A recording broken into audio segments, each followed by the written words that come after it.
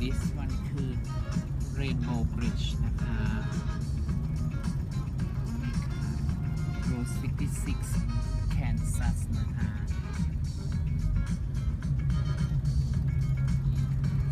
สะพานเลยนี่ค่ะ Route 66 ตรงนี้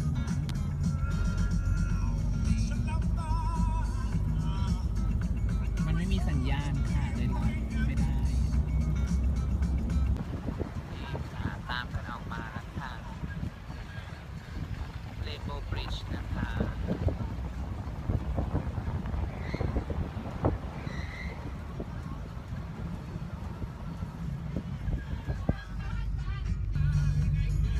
สวยไหมคะ Mustang 67คันนี้เป็น DeSoto นะคะ DeSoto นะคะนี่ค่ะ1938เครื่องปี1950นะคะต่อไป Route 66 Kansas US นะคะพามาเที่ยวกันค่ะบ้านเราเป็นไงบ้างคะชอบไหมซินดี้ค่ะ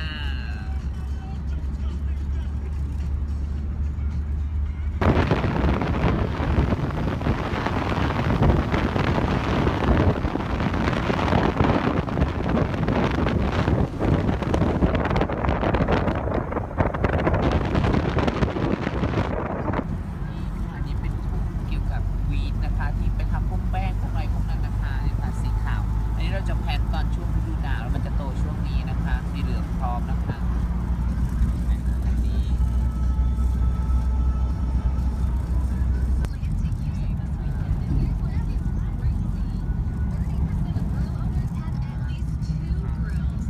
ไม่มีสัญญาณโทรศัพท์เลยอย่างนี้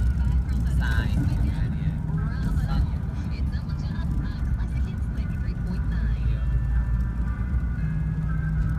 คือโบสถ์ค่ะถ่ายไปกันข้างในอะโบสถ์แบบของฟรีสไตล์นะคะแต่ว่าเงียบเหงา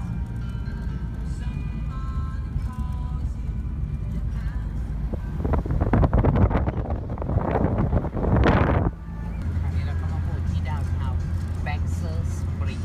บ้านหลังนี้สวยมาก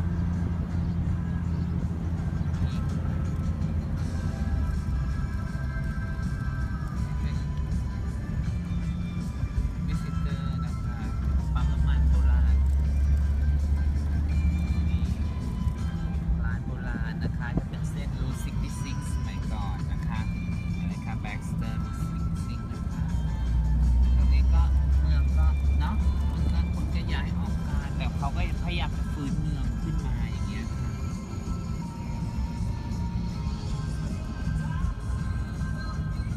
เก่งครับสวยไหมกดไลค์กดแชร์ด้วยนะคลิปนี้ร้านขายของโบราณฟาร์มแอนด์โฮม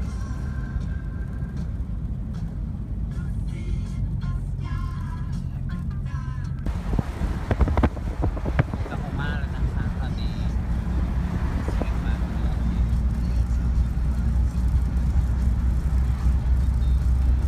นี่เข้ามาอยู่สเตจที่3นะคะเป็นพวกยักษ์โฮม่า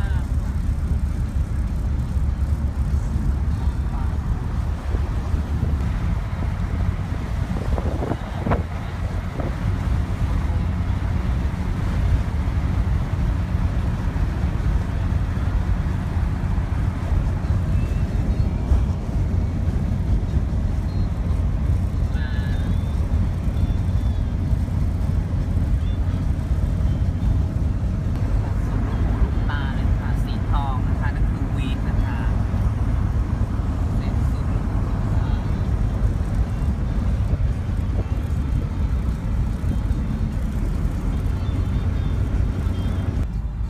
ตอนนี้เรามาถึงไมอามี่นะคะเราจะมีคาร์โชว์แบบนี้นะถ้าจำไม่ผิดเล็กๆอีกนะ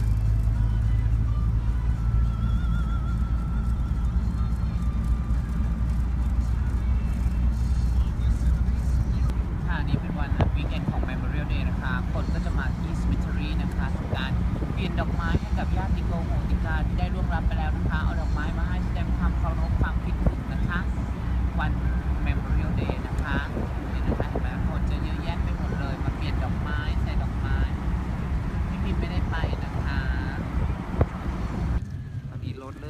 อดกันแล้วนะคะ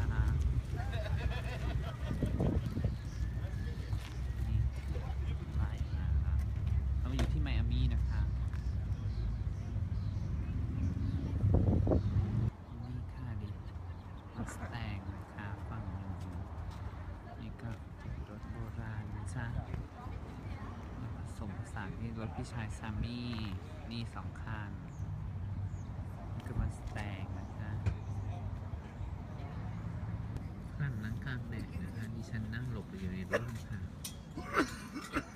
เขากลางเต็นท์กันค่ะตอนนี้นั่งอยู่ในร่มร้อนเขียวแน่งานนี้ค่ะรถก็เริ่มมากันแล้วนะจ๊ะเต็มเลยค่ะตอนนี้นะคะก็เปิดโชว์กันสุดฤทธิ์นะคะตอนนี้รถคันนี้สวยค่ะมาสแตงเยอะแยะไปหมดนะคะฝั่งนู้นก็มีค่ะเดี๋ยวพาไปดูมีรถตู้ด้วยนี่สวยมากคันนี้ลูกทุ่งเยอะค่ะตรงนี้นี่จ้ะ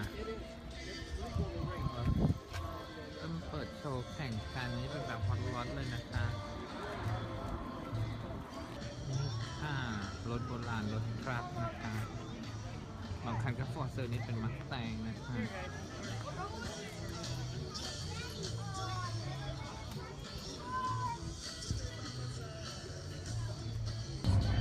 เสร็จสิ้นแล้วนะคะวันนี้คนแยกย้ายค่ะกลับบายบาย ขอบคุณที่ติดตามกัน